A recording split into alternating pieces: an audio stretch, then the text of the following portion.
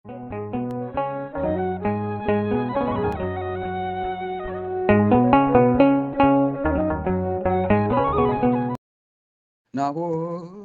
አግብርትኪ ከለማይሌት ይብሉ ለመነኑ ዓለም ወላድ አድባራት የሉ ስብሐት ወክብር ወሰጊድ ለመንግሥትኪ ይደሉ እስመ አባልኪ ለእግዚአብሔር አባሉ ማርያም በረከትኪ ምስሌነ ያህሉ ምስሌነ ታህሉ ምስሌነ ታንሶስ መብርሃን ወላዲተ አምላክ ጸጋዋን በረከቷን አተረጆታን ታድለን ከመከራ ሥጋ ከመከራ ነፍስ ሰውረን አቡነ ዘበሰማያት አጋዕዝተ ዓለም ስሉስ ቅዱስ በጸጋቸው በምሕረታቸው ይጠብቁን።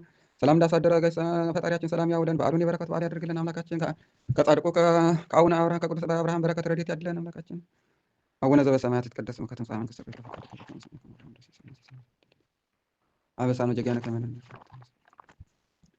እስመ ዚአከ ይእቲ መንግሥተ ለዓለመ ዓለም ማርያም ሰላም ለኪ ድንግል ወለኪ ወለነፍስኪ በስመ ሰላም ለኪ ብሩክት አንቲ እምአንስት ወወርቁ የከርሰ ፈሥሒ ፍሥሕት ኦ ምልዕተ ጸጋ እግዚአብሔር ልጅ ሰአሊ ወጸልይ ምሕረት አብ ኢየሱስ ክርስቶስ ከመ ይስረና ጣዊነ በስመ አብ ወወልድ ወመንፈስ ቅዱስ አሐዱ አምላክ ስሙ ነገረ ስሙ አብ የቁርአን ለቤተክርስቲያን እግዚአብሔር ባርክ ማብራኝ ታላቁ ለሰማያት አምሪያ ለግብትን ማርያም ድንግል ወላዲተ አምላክ ዘይክሉ ሰማያውን ምድራዊን ፈጽሙ ውዳሴ ጸሎታ በረከቷ ምሕረቷ ፍቅሯ ላይ ያሉ ስለኩሉ ለቤተክርስቲያን ለዓለመ ዓለም አንድ አምላክ በተባሉ በአብ በወልድ በመንፈስ ቅዱስ ስም አምኜ የምነግራቸውን የቤተክርስቲያን ልጆች ወንድሞቼ ስሙ እግዚአብሔር ያክብራቸው። መላእክትም ጻድቃንም ምስጋናዋን ተናግረው እግዚአብሔር ያከበራቸው ጻድቃንም መላእክትም ጻድቃንም ምስጋናዋን ተናግረው ፈጽሞ የማይቻላቸው የቤታችንን ተአምር ለመስማት አይነ ልቦናቸውን ያብራላችሁ። በረከቷ ልመናዋ ከሁላችን ቤተክርስቲያን ጋር ለዘላለሙ ዓለም ከተአምር አስቀድሞ ይነበብ ህዝቡ ዝነ ልቦናቸውን ከፍተው አንቅተው ይስሙ። በዕብራይስጥ ማርያም የምትባል የእመቤታችንን ክብሯን ልዕልናዋን ምስጋናዋን በልቦናቸው አሳድሩት አኖሩት። ማርያም ማለት መንግሥተ ሰማያት መርታ ታስገባ ማለት ነው። እመቤታችን ማርያም ዓለም ሳይፈጠር በአምላክ ልቦና ታስባ ትኖርበት ፍጥረት ሁሉ እመቤታችን ለማመስገን ተፈጠረ። አዳምና ሔዋን እመቤታችን ከእነሱ ልትወለድ ተፈጠሩ። አዳምም እመቤታችን ማርያም ከእሱ አብራክ እንድትከፈል ከሔዋን ማኅፀን እንደተወለደ እኮ ሔዋንን ሕይወቴ ነሽ ላት ነበር። የእመቤታችን ክብሯ ምስጋናዋ ሁሉ ተጽፎ ቢሆን ምን ብራና በቻለው ነበር። ሊሰሙ የሚቻለው እንጀራውን ሊወስኑስ የሚቻለው ምን ልቦና ነው? አስቦ ሊደርሰውስ የሚቻለው እንደምን ያለ ሕሊና ነው? ነገር ግን የተቻለ ያህል ከምስጋናዋ ጥቂት እነግራችኋለሁ። እመቤታችን ማርያም ከአዳም ጀምሮ እስከ አብርሃምና እስከ ሙሴ ድረስ ትነገር ነበር። ከሙሴ ጀምሮ እስከ እሴይ እስከ ዳዊትም ድረስ በብዙ ምሳሌ እየታየች ትነገር ነበር። የእመቤታችን ትውልዷ በአባቷ በኩል ከንጉሱ ከዳዊት ወገን ነው። በእናቷም በኩል ከሊቀ ካህናቱ ከአሮን ወገን ነው። የአባቷ ስም ኢያቄም የእናቷ ስም ሐና ነው። ሥጋዊ ነገርን ከማሰብ መቆጠብ ከአዳም ልጅ ለማን ተሰጠው? ኃጢአትን ከማሰብ መጠበቅ ለመላእክት እንኳን አልተቻላቸውም። በቀደመው ዘመን ያልተሰጣቸውን ሽተው በድለው ከሰማይ ወደ ምድር ወርደዋልና እንደ እመቤታችን እንደ ማርያም የአብ ማረፊያ የሆነ ማን እንደ እመቤታችን እንደ ማርያም የወልድ ማደሪያ የሆነ ማን እንደ እመቤታችን እንደ ማርያም መንፈስ ቅዱስ ንጹሕ አዳራሽ የሆነ ማን ሰው ኃጢአት ሳይሰራ መኖር ይቻለዋልን? ከአራቱ ባሕርያት ከተፈጠረ የሰው ወገን ከእመቤታችን በቀር እሳትን የተሸከመ ኃጢአትን ያልሰራ የለም። እመቤታችን ማርያም ከመላእክት ይልቅ ንጽሕት ናት። እመቤታችን ማርያም ከሴቶች ሁሉ ትበልጣለች። የእመቤታችን የማርያም ሀሳብ እንደ አምላክ ሀሳብ ነው። የእመቤታችን የማርያም መልኳ እንደ አምላክ መልክ ነው፣ ወይም የአምላክን መልክ ይመስላል። እመቤታችን ማርያም ንጽሕት በመሆኑ አምላክ እንዲያድርባት አደረገችው። እመቤታችን ማርያም ለአምላክ የደስታ ማደሪያ ሆነች። እመቤታችን ማርያም አምላክን በድንግልና ወለደችው። እመቤታችን ማርያም በነቢያት ትነገር ነበር። እመቤታችን ማርያም በሐዋርያት ትነገር ነበር። እመቤታችን ማርያም በፍጥረት ሁሉ አንደበት ትመሰገናለች። እና የቤተክርስቲያን ልጆች ለእናንተ ለኃጥአን መድኃኒታችሁ ስለሆነች አክብሯት። በጎ አገልግሎቱን ለሚያገለግላት ዋጋውን ስጧት። ሳትጠራጠሩ በፍጹም ልቦናችሁ መንፈስ እሷ መድኃኒታችን ናትና። በሰላም ፊት ስገዱ። ለሰው ያልሰገደ ግን ከቆመበት ቦታ ይጥፋ። ስም አጠራሩ ማይታወቅ በሰማይ ያሉ መላእክትም ይሁን ይደረግ ይበሉ። አየኖ ዘተገብረ ፈውስ እንግዲህ ትወለድ ድንግል ቤተ ክህነት ወንመድኃኒተ ዓለም ኮነ ደመ ኢየሱስ ክርስቶስ እሰግድ ታምርኪ በአብራከ ሥጋ ወነፍስ በከመ ሰገደ ለወልድኪ ዮሐንስ በቀር። ለእመቤታችን ስግደት እንዲገባ እሰግድልሻለሁ። እግዚአብሔር ከአንቺ ሰው ሆኖ ሙሽራ ከጫጉላው እንዲወጣ ከአንቺ ወጣ። እመቤቴ ማርያም ወይ ደስ ይበልሽ ብሎ አንሳፎር ወርድ ሰው እንዳመሰገነች እኔም አመሰግንሻለሁ። የጠፋ በግ አዳምን የፈለገው ባገኘው ጊዜ ተሸከመ። እውነተኛ ቸር ጠባቂያችን ክርስቶስ ከአንቺ የተወለደ።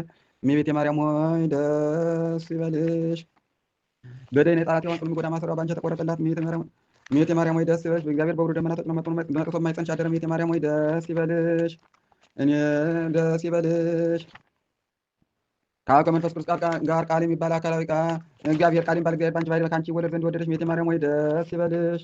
በቅዱሳን ነቢያት አድሮ የሚመርሱ ከአንቺ ተወልዶ የተገለጸልሽ እመቤቴ ማርያም ሆይ ደስ ይበልሽ። እኔ ለምና ወንጌልን የማስተምረት የጌታ እናት እመቤቴ ማርያም ሆይ ደስ ይበልሽ። ከወለድሽው በኋላ ማኅተመ ድንግልናሽ እንዳይለወጥ አድርጎ የጠበቀሽ አማኑኤል ነው የወለድሽው። እመቤቴ ማርያም ሆይ ሰላምታ ይገባሻል። ማኅተመ ድንግልናሽ ሳይለወጥ ንጉሥ ክርስቶስ ነው የወለድሽው። እመቤቴ ማርያም ሆይ ሰላምታ ይገባሻል። ማኅተመ ድንግልናሽ ሳይለወጥ ንጉሥ ክርስቶስ ነው የወለድሽው። እመቤቴ ማርያም ሰላምታ ይገባሻል። ልዩ መድኃኒታችንን በመውለድሽ እናትና አገልጋይ ተብለሻልና እግዚአብሔር ባሕርይሽን ባሕርይ አድርጎ ማኅተመ ድንግልናሽ ሳይለወጥ ንጉሥ ክርስቶስ ነው የወለድሽና እመቤቴ ማርያም ሰላምታ ይገባሻል። ማኅተመ ድንግልናሽ ሳይለወጥ ንጉሥ ክርስቶስ ነው የወለድሽ። እመቤቴ ማርያም ሆይ ሰላምታ ይገባሻል። ልዩ መድኃኒታችንን በመውለድሽ እናትና አገልጋይ ተብለሻልና እግዚአብሔር ባሕርይሽን ባሕርይ አድርጎ ባለሟልነትን አግኝተሻልና እመቤቴ ማርያም ሆይ ሰላምታ ይገባሻል። እኛ ከምንወደውም ስም ከሚወደድ ልጅሽ ለምኝልን ኃጢአታችንን ያስተሰርይልን ዘንድ ለዘላለሙ አሜን።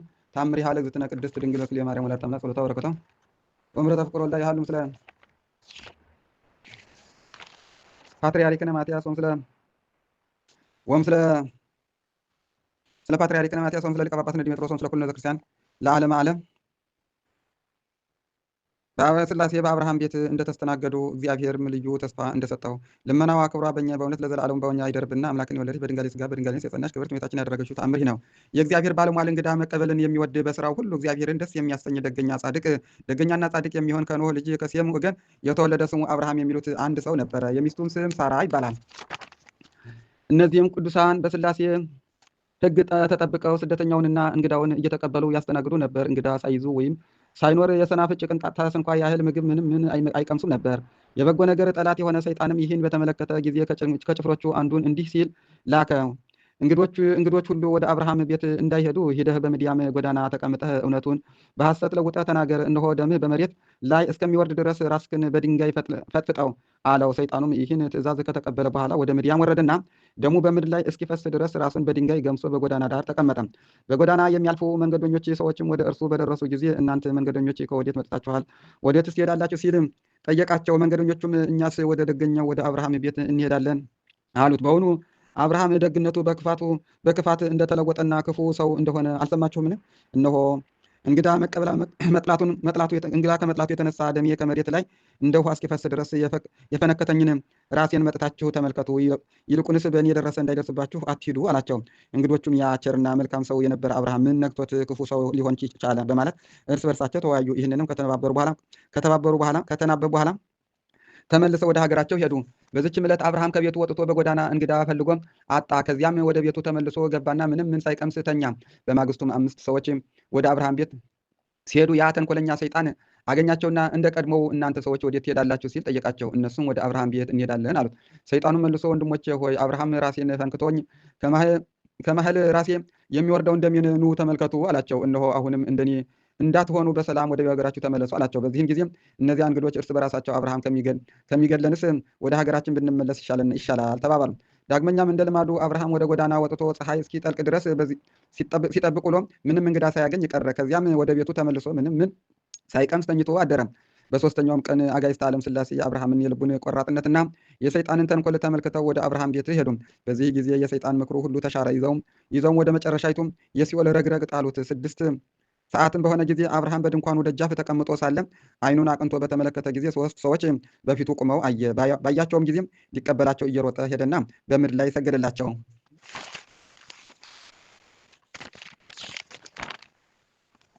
ከዚያም አቤቱ በፊትህ ሞገስ አግኝቼ ከሆነ ባሪያችሁን አትለፉኝ ብዬ እለምናለሁ። ከዚች ዛፍ ስር ከድካማችሁ እረፉ፣ ጥቂትም ውሃ ይምጣላችሁና እግራችሁን ታጠቡ፣ ቁራሽ እንጀራም ላምጣላችሁና ልባችሁን ደግፉ። ከዚያም በኋላ ትሄዳላችሁ፣ በክብር እንግድነት ወደ ባሪያችሁ መጥታችኋልና አላቸው። ስሉስ ቅዱስም እንዳልክ ወይም እንዳሰብክ እንዲሁ አድርግ አሉት። አብርሃምም ሚስቱ ሳራ ወዳለችበት ድንኳን ፈጥኖ ገባና 3 መስፈሪያ የስንዴ ዱቄት ወስደሽ በውሃ ለውሰሽ ድፎ ህብስት ወይም አምባሻ ጋግሪ አላት። ዳግመኛም አብርሃም የከብቱ መንጋ ወዳለበት እየሮጠ ሄደና እጅግ በጣም የሰባ ታናሽ ወደ ወይፈን አምጥቶ ለብላቴናው ሰጠው። ወይፈኑንም አርዶ ስጋውን በየብልቱ ፈጥኖ ያዘጋጅ ዘንድ አዘዘው። ከዚህም እርጎና ወተት ማርና ያዘጋጀውም የኮርማ ስጋ አመጣላቸውና ከፊታቸው አቀረበ። እነርሱም የቀረበላቸውን በሉ፣ ጠጡ። እርሱም በፊታቸው ቆሞ ያስተናግዳቸው ነበር። እግዚአብሔርም አብርሃምን እንደ ዛሬው ሁሉ የዛሬ ዓመት ወደ አንተ ተመልሼ እመጣለሁ።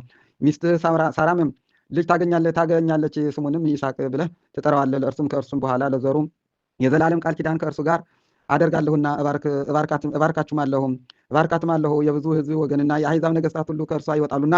አብርሃምን በግንባሩ ወድቆ ሰገደና 100 ዓመት ሽማግሌ ሰው በውኑ ልጅ ይወልዳልን? 90 ዓመት ሲሆናት ባልቴቷ ሳራ ልጅ ለመውለድ እንደምን ይሆንላታል? አለም። እግዚአብሔር